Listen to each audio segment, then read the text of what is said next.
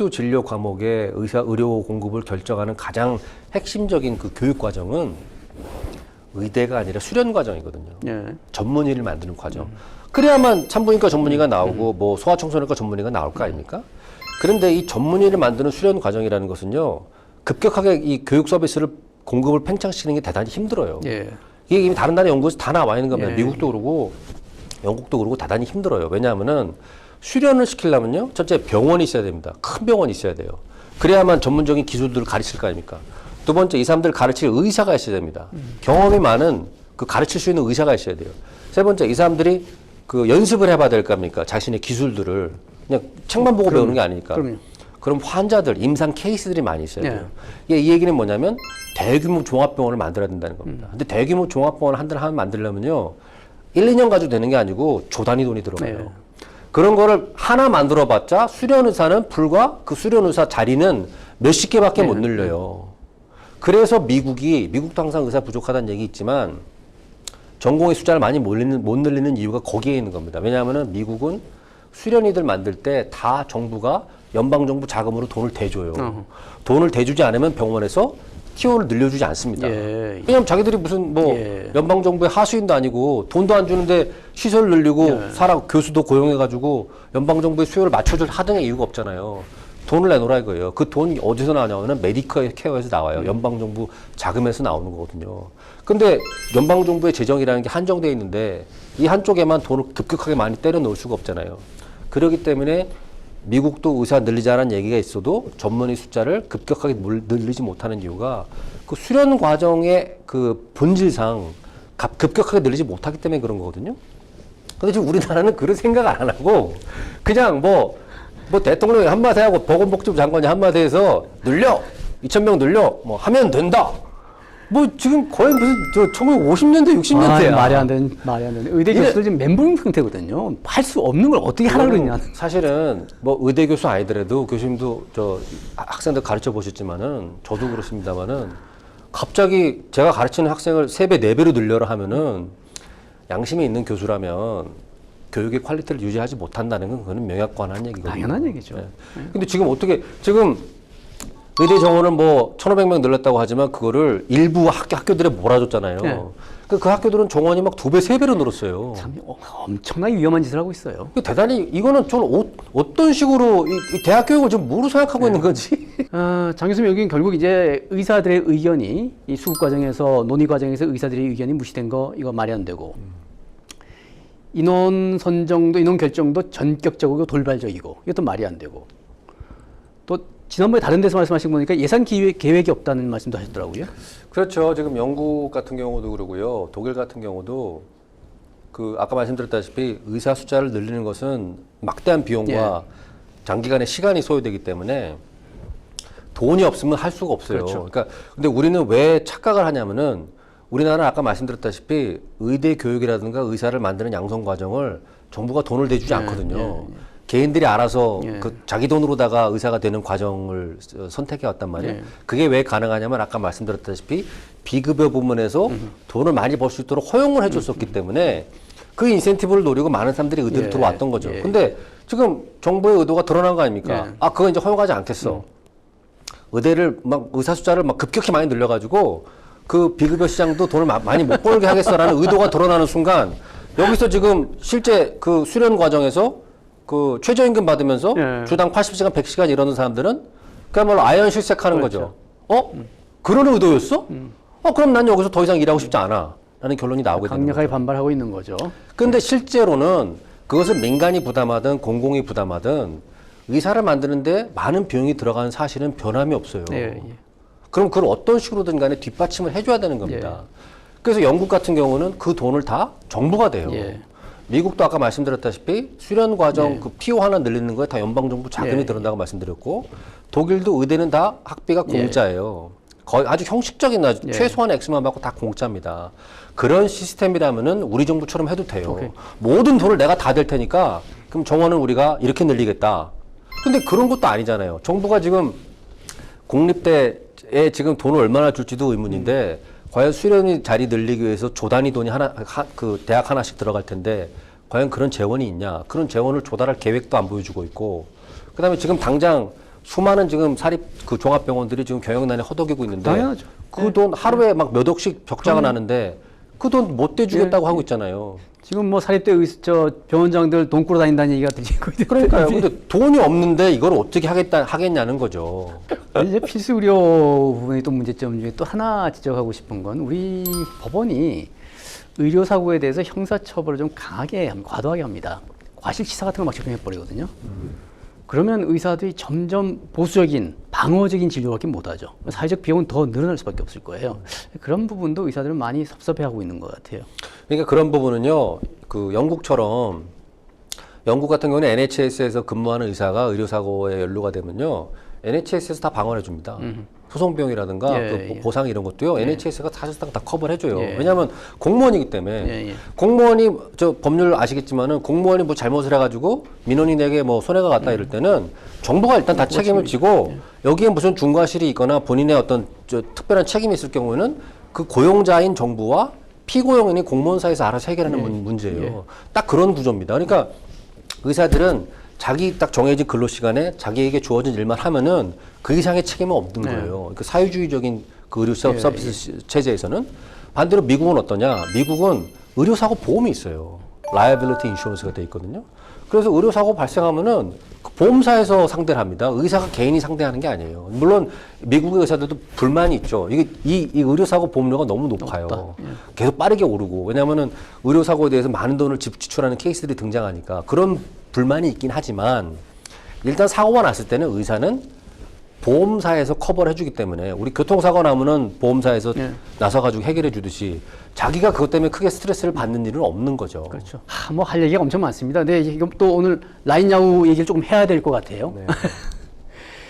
일본 정부 입장이 대충 제가 보니까 이렇더라고요. 21년 3월에 개인정보가 중국으로 유출됐다. 그때 라인이 정보에 대해서 정보 유출이 없었다고 얘기했는데 정보도 일본 국내 서버에 저장되어 있다고 얘기했는데 실제로 보니까 아니더라. 또 2021년 7월에도 중국에 해킹된 사건이 있었고 이런 일이 반복되고 있는데 2023년에는 네이버 클라우드에서 한 달 동안 40몇 건이 나갔다면서요. 40몇 건이 나갔는데 라인은 알지도 못했다. 네. 뭐 그런 얘기 때문에 행정지도가 나왔다는 거죠. 네. 그러니까 이 라인야오 사태가 저는 대단히 그 일종의 이정표가 될 만한 아주 중요한 케이스라고 생각이 됩니다. 왜냐하면은 이제 우리나라가요. 우리나라가 이제 개도국이 아니거든요. 아니죠. 한국이 상당히 이제 성숙한 경제를 가지고 있는 나라고 이 경제가 성숙한다고 하는 것은 단순히 어떤 제조업이라든가 국내에서 뭘 만들어가지고 팔아가지고 돈을 버는 무역으로 돌아가는 나라가 아닙니다. 그보다는 투자 부분이 점점 더 커지거든요. 해외로 우리가 직접 나가서 뭐 FDI 투자라고 해서 공장을 짓거나 공장을 갖다가 인수해가지고 뭘 해외에서 뭘 만들 수도 있고 아니면 포트폴리오 투자를 할 수도 있고요. 이 투자의 부분이 점점 더 커져요. 그리고 이 장기적으로 성장하는 경제들은 성숙한 경제의 경우에 투자 유출을 많이 받아야 됩니다. 그래가지고 국내에 또 일자리 많이 창출해야죠. 그렇기 때문에 투자가 이 경제 전체의 성장에서 차지하는 그 중요성이 점점 더 올라가게 되거든요. 근데 투자 중심의 경제로 가게 되면 중요한 부분이 뭐냐면요. 해외에서 국내로 들어오는 투자, 우리가 또 해외에서 나가는 투자가 다 그 법률적인 환경들이 달라요. 문화적 환경들이. 해외에서 우리나라에 돈을 가지고 와서 이쪽에 뭐 공장을 짓거나 뭐 공장을 인수하려는 사람들인 자기네 나라의 마인드를 가지고 있을 거 아니에요. 아니면 글로벌 스탠다드를 가지고 들어오거나. 그럼 우리랑 이렇게 충돌한단 말이죠. 그럼 이거를 조화롭게 잘 수렴을 시켜야 됩니다. 우리가 해외로 나갈 때도 마찬가지예요. 다른 나라에는 그 나라의 문화라든가 그 나라의 사회적인 성격에 맞는 수요들이 있을 거고 그걸 맞춰줘야 되는 겁니다. 그러면 그렇게 안 하면 성공적인 해외 투자가 될 수가 없거든요. 근데 이번에 라인야오 사태는 놀라운 게 뭐냐면은 무슨 뭐 토종 메신저 이러면서 계속해서 우리 국내적인 관점을 해외에다가 이제 들씌우려고 그래요. 근데 해외 시장이라는 거는 그런 논리로 돌아가지 않거든요. 실제로 해외 투자에 나가시는 경영자들 얘기를 들어보면요. 현지화가 중요하다는 거예요. 우리는 당신들을 사랑합니다. 우리는 당신들을 위해서 일하는 기업이에요. 우리는 외국 기업이 아니에요. 우리는 당신들과 함께 갑니다. 거기 현지 주민들, 소비자들, 근로자들한테 그런 식으로 계속해서 어필하거든요. 그리고 그 사람들의 어떤 문화적 특성을 잘 이해를 하려고 그러고. 근데 요번에 라인야오 사태 놀라운 게 뭐냐면요. 라인 야후 사태에서 제일 맨 처음에 문제가 된 게요. 개인정보 보호 문제예요. 그렇죠. 이게 그 라인이라는 게 일본에서 일본 인구가 1억 2,500만 명인데 이거 쓰는 사람들이 9천만 명이 넘거든요. 예. 그럼 뭐 조그만 애들 빼고는 다 쓴다는 예. 얘기입니다. 그럼 여기서 개인정보가 유출됐다고 하는 거는 아무리 뭐 그 건수가 뭐 50만 건이니까 작다 뭐 이렇게 얘기할 게 아니라 일본 사람들 입장에서는 이거 큰 문제다라고 생각하거든요. 특히 일본은 개인정보 보호에 대한 경각심이 대단히 높아요. 예. 제가 미국이랑 중국이랑 러시아랑 일본에 다 살아봤는데 일본이 그 문제에 대한 그 민감성이 대단히 높은 나라입니다. 그래서 제가 스탠포드에 있을 때도 교직원들 이메일은 그냥 시스템에서 검색을 할 수가 있는데 일본은 그게 안 돼요. 아하. 개인정보라고 그래가지고. 아하, 예. 그 정도 나라입니다. 근데 사실은 2001년도에도 유사한 문제가 있었어요. 네. 그래가지고 그때도 언론에서 상당히 문제가 떠들썩하게 돼가지고 2021년이죠. 2021년 3년 전이죠. 예. 그래가지고 그때는 무슨 문제였냐면은 이 서버가 중국이랑 서울에도 연결돼 있었는데 그쪽에 앉아 있는 중국 직원이라 이런 사람들이 그 라인의 개인 정보를 볼 수 있었다는 거예요. 기술적으로. 예. 그게 밝혀진 거. 그게 아사히 신문에서 특종을 했습니다. 아하. 근데 문제는 중국인들 경우에는 중국 국내법상 그 정부에서 뭐 정보를 내놔라고 요구하면은 그걸 거부할 수가 없게 돼 있어요. 그렇겠죠. 그러니까 라인에 9천만 명의 일본인 개인 정보가 있는데 그걸 중국인이 볼 수가 있다. 근데 중국 정보 그걸 요구할 수 있다 그러면은 이거 9천만 명 개인 정보가 예. 중국 정보에 그냥 통째로 털리는 거 아니야? 예. 라는 걱정이 드는 거죠. 예. 그러니까 그게 막 여론이 들끓으니까 그 당시에 2001년도에 라인 야후의 경영진들 나와가지고 막 고개 숙여서 사과하고 다시는 이런 일 없겠습니다 예. 하고 이거를 체제를 새로 하겠다라고 막 약속을 했었습니다. 아하. 그런데 3년 지나서 이번에 또 비슷한 일이 벌어진 거예요. 이번에는 더 심각한 게 이 라인 야후에 클라우드 서비스를 제공하는 회사가 이 네이버의 자회사인 네이버 클라우드예요. 이 네이버 클라우드가 이 클라우딩 업무를 다시 또 다른 회사에 또 위탁을 한 겁니다. 아하. 제3의 회사에. 예. 근데 거기 그 회사가 운영하는 서버에 클라우드죠. 거기에 멜웨어라고 그러죠. 이제 해킹 일종인데 그게 들어온 거예요. 들어와가지고 거기가 털리고 그다음에 네이버 클라우드 서버가 털렸는데 네이버 클라우드랑 이 라인 쪽이랑 이 인증 기반이라고 그러는데 그 시스템을 공유하고 쓰는 겁니다. 그리고 이쪽에 인증 정보들이 저장이 돼 있던 거예요. 예. 네이버 클라우드 쪽에. 예. 그러니까 이쪽에 해커가 들어와가지고 멜웨어가 들어와서 관리 권한을 획득해버리고 이쪽에서 라인으로까지 침탈을 한 거죠. 그러니까 사실은 이거는 기술적으로 본다면 상당히 심각한 문제였던 거죠. 그러니까 일본 당국 입장에서는 아니 3년 전에 그 소동이 벌어져가지고 이거를 다시는 이런 일이 벌어지지 않겠다고 하더니 도대체 뭐가 달라진 거냐라는 얘기가 나온 거죠. 그래가지고 조사가 시작됩니다. 행정지도라는 게 나오기 전에 그 네마와시라고 그래가지고 그 전 단계에서 조사를 합니다. 자료를 내라. 뭐 이거 어떻게 판단하고 있느냐. 대안이 뭐냐. 해가지고 뭐 자료가 왔다리 갔다리 하거든요. 근데 이 그 행정지도문을 보면요. 무려 10장이에요, 행정지도가. 보통 이게 반 페이지나 한 페이지 나오는데 왜 행정지도가 짧으냐면요. 되게 내마와시를 해가지고 다 의견을 반영시키고 결론만 쓰기 때문에 그래요. 다 이미 이렇게 하기로 했습니다라고 다 마무리가 되고 왜냐하면 되게 이제 소관 법률이 있으면 그 법률을 관장하는 소관 부처가 있지 않습니까? 행정청이. 그럼 행정청에서 이 법률 위반 사항이 벌어져서 일반 국민에게 피해가 가면은 조사를 요구해요. 그래가지고 그 조사의 결과로 행정지도가 나오는 겁니다. 그렇기 때문에 그 중간에서 뭐 어떻게 할지 이미 다 네마와시에서 반영이 됐기 때문에 행정지도는 짧게 나오는 건데 무려 10장짜리 행정지도가 나왔어요. 제가 이런 행정지도 진짜 본 적이 없어요. 여기에 보면은 뭐가 잘못된 건지 네이버에서 어떤 사건의 경우로 이런 사태가 벌어진 건지 그다음에 뭐 그 네이버가 어떻게 대응했는지 이게 다 나와요. 근데 대단히 그 일본어를 읽어보면은 격앙된 톤이 느껴집니다. 자료를 내라고 하는데도 내지도 않고 원래 뭘 대책을 내라고 했더니 그냥 우야무야 뭐 그냥 하는 둥 마는 둥 불명확한 얘기만 하고 언제까지 뭘 하겠다는 구체적인 얘기도 없고 그래가지고 행정지도 1차가 나온 다음에 그거에 대해서 답이 나오는데 폭발한 거죠. 첫 번째 행정지도 답이 나와가지고 몹시 불량했구만요. 또 제대로 된 답이 없으니까. 그러니까 그 두 번째 행정지도 제가 원문을 읽어봤어요. 이거 보시면은 정말 이거 놀라운데요. 제가 이런 행정지도를 처음 봤습니다. 원문을 보시면요. 이건 좀 분량은 짧은데 끝에 뭐가 들어가 있냐면 표가 들어가 있어요. 이 표가 뭐냐면요. 첫 번째 행정지도에 대해서 4월 1일자로 라인 야후가 내놓은 대안을 총무성의 담당자가 표로 정리한 거예요. 예. 그러면서 미흡하다 이거죠. 예. 그 첫 번째 행정지도에 들어간 내용 중에 하나가 지금 네이버 클라우드 쪽에서 계속해서 문제가 발생하고 여러 차례 발생했으니까 그쪽이랑 업무 협력 관계를 끊어라. 끊어라. 그다음에 망도 분리를 해라. 그리고 기술적으로다가 독립을 해라. 뭐 이런 요구들이 들어가 있거든요. 예. 그거에 대해서 4월 1일자로 라인야후가 답을 낸 건데 거기에 보면은 라인야후 자회사 전체 해외 자회사까지 포함해서 그 망 분리를 하는 거를 내후년 12월 말까지 하겠다는 거예요. 그러니까 2년 반 이후에 하겠다는 얘기구만. 네. 예. 그리고 거기에 보면은 네이버 클라우드와의 관계는 그걸 축소 종료하는 방향으로 방침을 결정했다.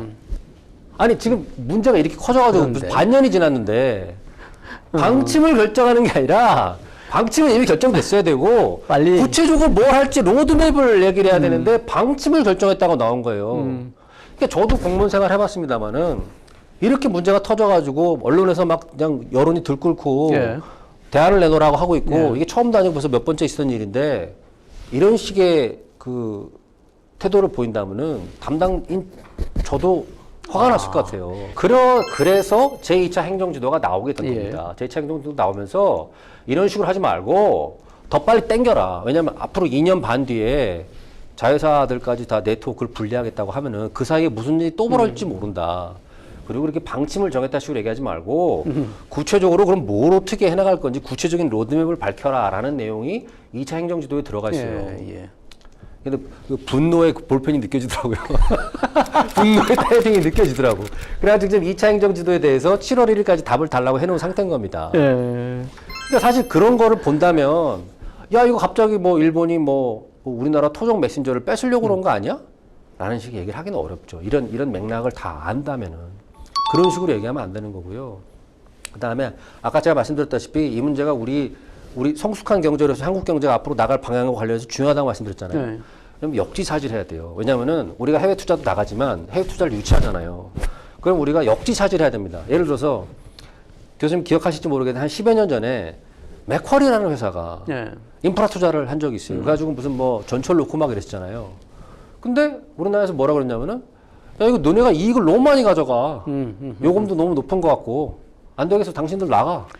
그래가지고 압박을 넣어가지고 그때 퇴출했습니다. 다 주식 다 팔고 다른 보험사에 다 팔아버리고 나갔어요. 근데 과연 그거는 지금 우리가 라인야후 사태를 돌아보면서 역지사지를 해보면 그때 맥쿼리 쪽 사람들은 무슨 생각을 했을까요? 야 당초 계약대로 하자고 해서 우리가 돈을 많이 벌었는데 결과적으로 돈을 많이 벌었다고 해서 나가라는 게 말이 되냐. 라는 식으로 생각하는 거 아닐까요? 네이버도 마찬가지예요. 지금 사고 몇 번 났다고 우리 보고 그러면 나가라고? 그런 식으로 생각할 수도 있겠죠. 뭐 어떤 생각을 하고 있는지는 발표를 안 하니까 모르겠지만은. 그게 사실은 역지사지가 필요한 거죠. 우리도 외국 기업들 들어와가지고 무슨, 당신들은 뭐 투기 자본이야. 가지고 돈 너무 많이 벌어가면 안 돼. 돈 적당히 벌었으니까 나가. 이런 식으로 얘기를 할 거면 다른 나라 기업이 그런 식으로, 다른 나라 정부가 만약에 그런 식으로 나온다면 우리도 할 말이 없는 거예요. 지금 일본 정부가 보이고 있는 행태는 우리가 보기에는 불만족스러울 수도 있죠. 얄미워 보일 수도 있고. 아니 그 뭐 사고가 났다고 해서 개인정보 뭐 한두 번 일어날 수도 있는 거지 뭐 그거 가지고 우리가 지분을 다 팔라고 하고 뭐 너무 좀 선을 넘는 거 아니야? 라고 주장할 수도 있겠죠. 우리가 보기에는. 근데 일본 정부 입장에서는요. 그 데이터 주권을 주장하고 있는 겁니다. 네. 데이터 주권이라는 게 요즘에 나온 이제 새로운 개념인데 과거에는 데이터라는 것은 그걸 수집하고 가공한 사람의 소유라고 생각을 했어요. 그러니까 예를 들어서 페이스북에 우리가 뭐 개인정보 같은 거 넣지 않습니까? 가입할 때? 그러면 페이스북이 그걸 가지고 가공을 하고 저장을 하잖아요. 그래서 그걸 또 뭐 활용을 하지 않습니까? 비즈니스적으로. 그러면 그거는 페이스북 거냐? 뭐 이렇게 생각을 했었는데 데이터 주권이라는 개념은 뭐냐면요. 그 개인정보는 설사 그 어떤 외국 기업이 그거를 수집하고 가공해서 저장을 하고 있다 하더라도 그것은 내 거라는 거예요. 내 거. 왜냐하면 그 개인 정보는 나에게서 나온 것이기 때문에 우리 것이고 그거에 대해서 내가 주권, 권리를 주장할 수 있다는 겁니다. 라인이 수집한 그 개인 정보라는 것은 일본 국민들의 개인 정보잖아요. 그럼 그 설사 그것을 네이버나 네이버의 자회사가 수집하고 가공해서 네이버가 갖고 있는 서버에 보관하고 있다 하더라도 일본 정부는 그거는 우리 국민들의 개인 정보니까 우리가 데이터 주권이 있어. 우리가 규제를 하겠어 라고 주장할 수 있죠. 그러니까 결국 우리 정부가 미온적인 태도를 취하고 여론은 계속 정부를 공격했는데 정부로서는 그럴 수밖에 없었다는 얘기죠. 아니, 그러니까 지금 우리 윤석열 정부에 대해서 제가 아쉽게 생각하는 건 뭐냐면 제가 칼럼에서도 그렇게 썼는데 처음에 그 네이버에서 정보 유출 사건이 벌어졌을 때 라인 야후에서 우리도 그걸 인지를 했거든요. 근데 철저하게 조사를 안 했어요. 근데 그 이유가 뭐냐? 우리 국민의 개인정보가 아니라서 그랬다는 거예요. 근데 좀 어이가 없더라고요. 그런 식의 태도를 정부가 가지고 있다면은 이거 클라우드 사업 할 수 있겠습니까? 그렇죠. 그게 우리 국민의 개인정보이든 무슨 뭐 우간다든 뭐 오스트레일리아든 저기 저 어디 모잠비크의 국민들의 개인정보이든 일단 우리나라 안에 저장되어 있는 개인정보라면 어떤 식으로 유출됐는지 간에 우리가 철저하게 조사해서 어느 국적자의 개인정보든지 간에 우리가 다 보호해주겠다. 그런 장치를 만들겠다라는 입장을 보여야만 우리나라 클라우드에 대한 신뢰도가 올라갈 거 아니에요. 일본 정부에 대해서 제안을 하든가 같이 하자고. 그래가지고 우리 일본 정부에 제안해서 야 우리가 이거는 대단히 중요한 문제야. 당신들의 개인정보 보호에 대한 민감성 우리 충분히 이해해. 그러니까 우리 공동조사하자. 오케이. 가지고 가치 대안을 만들어가자. 했으면은 초장부터 우리의 입장을 반영시킬 수 있었죠. 근데 그게 아니고 그거는 우리 국민의 개인정보가 아니라서요. 그건 우리가 개입하기가 좀 어려워요. 라고 하면 아니, 이거 지금 세계 시장을 상대로 클라우드 장사하겠다는 겁니까? 말겠다는 겁니까? 답답한 거죠. 그러니까, 저 미국, 일본 정부에서, 그래? 그럼 우리가 할게. 우리 데이터 주권 했으니까 우리가 다 그러면 조사할 테니까 당신은 빠져라고 하면 뭐라고 할 거예요. 마지막으로 또 하나 말씀드리고 싶은 게 해외 투자라는 게요. 가가지고 우리가, 그러니까 이렇게 생각을 하시더라고요. 라인이라는 게 네이버가 만든 토종 메신저인데 결과적으로는 우리가 라인 야후를 통해서 소프트뱅크에 뺏긴 게 아니냐. 사실은 그렇게 볼 게 아니죠. 왜냐면은 라인 야후라는 회사를 만들어가지고 그 회사의 3분의 2의 지분을 A홀딩스가 가지고 있고 A홀딩스의 절반을 네이버가 가지고 있잖아요. 그러면은 라인 야후 산하에 라인만 있는 게 아니라 자회사가 119개가 있습니다. 거기에는 야후, 일본 최대 포털 야후도 들어가 있고요. 일본 최대 그 현금 결제 그 서비스인 페이페이도 들어가 있어요. 그러면은 우리가 라인을 뺏긴 게 아니라 우리가 야후를 가져온 거죠. 우리가 페이페이를 가져온 거죠. 그렇게 봐야지 왜 소극적으로 그렇게 합병해가지고 들어갔으니까 결국에는 라인을 뺏겼다고 봅니까? 그리고 만약에 라인을 그 지분을 팔아야 된다 하면은 지금 그 라인 야후의 저 시가총액이 한 30조 정도 되니까 그 중에 결과적으로 한 3분의 1 정도 네이버 가지고 있으니까요. 한 10조 정도를 받고 팔 수 있어요. 그러면은 한 10년 정도 일본에 투자해서 10조 벌어가지고 그 돈으로 뭐 AI라든가 다른 거 충분히 새로운 시장으로 또 뚫고 들어갈 수 있잖아요. 왜 이거는 토종 메신저니까 거기서 뭐 돈이 나오든 말든 지분은 그냥 거기 박아놔야 돼. 이런 게 이 비즈니스 마인드인가요? 이해가 안 되더라고요. 게다가 지금 이미 총무성에서 행정지도가 나와가지고 네이버는 앞으로 네이버의 자회사들은 라인과는 망도 다 분리되고요. 기술적으로 다 분리되고 기술 서비스 제공할 수가 없습니다, 이제. 그리고 또 그렇게 하겠다고 라인 야후가 다 이제 받아들였어요. 그러면 이제 남는 거는 네이버 입장에서는 지분밖에 없는 겁니다. 그러면은 뭐 배당이야 좀 나오겠지만은 당장 10조를 어디 은행에만 넣어놔도 돈이 얼만데 그냥 아무것도 역할도 안 하면서 경영권은 그냥 소프트뱅크 가진 대로 그냥 돈을 10조를 거다가 그냥 담아놔요. 제 보기에는 그건 올바른 경영 판단이 아니거든요.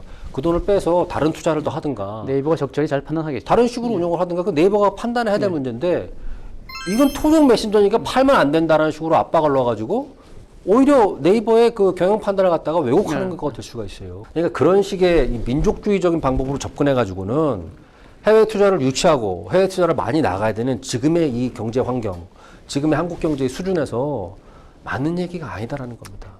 정말 답답해요. 중요한 말씀하셨습니다. 우리가 국제화되는 과정이 있는데 아직도 조선 후기 같은 조선 후기까지는 아니고 그런 생각을 하고 있다면 뭐 할 얘기는 많습니다만 오늘 이 정도에서 끝을 내야 될 것 같습니다. 우리 장무승 교수님 역시도 아주 재밌는 얘기 많이 했고 워낙 열정적으로 말씀하셔서 제가 끼어들 틈이 없었습니다. 감사합니다. 수고하셨습니다. 네, 감사합니다.